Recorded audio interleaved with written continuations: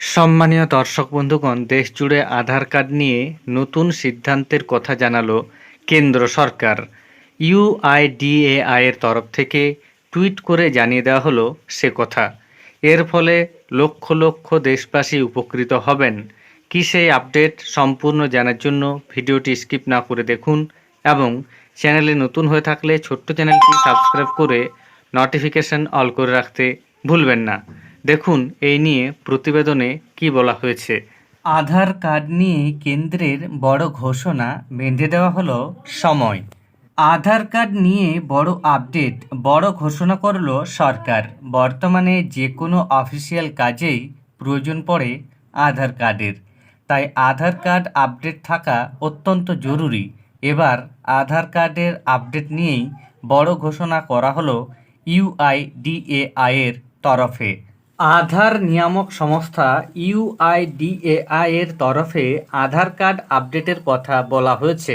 10 বছরের পুরনো হলেই আধার কার্ড আপডেট করতে বলা হয়েছে।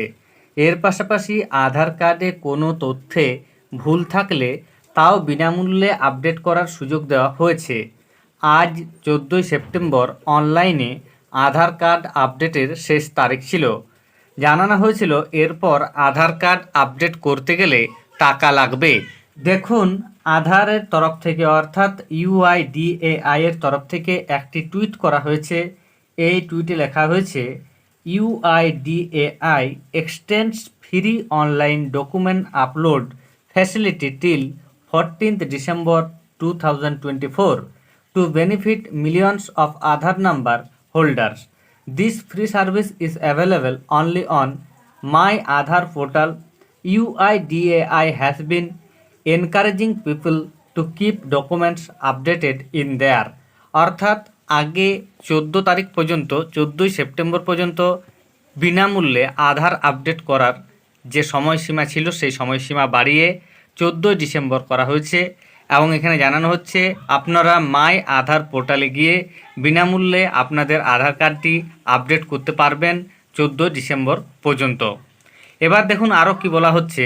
তবে সাধারণ মানুষের কথা মাথায় রেখে সরকার আরও একবার আধার আপডেটের মেয়াদ বাড়ালো, অর্থাৎ যেটা আমি আপনাদের বললাম সেটা 14 সেপ্টেম্বর পর্যন্ত বাড়ানো হয়েছে।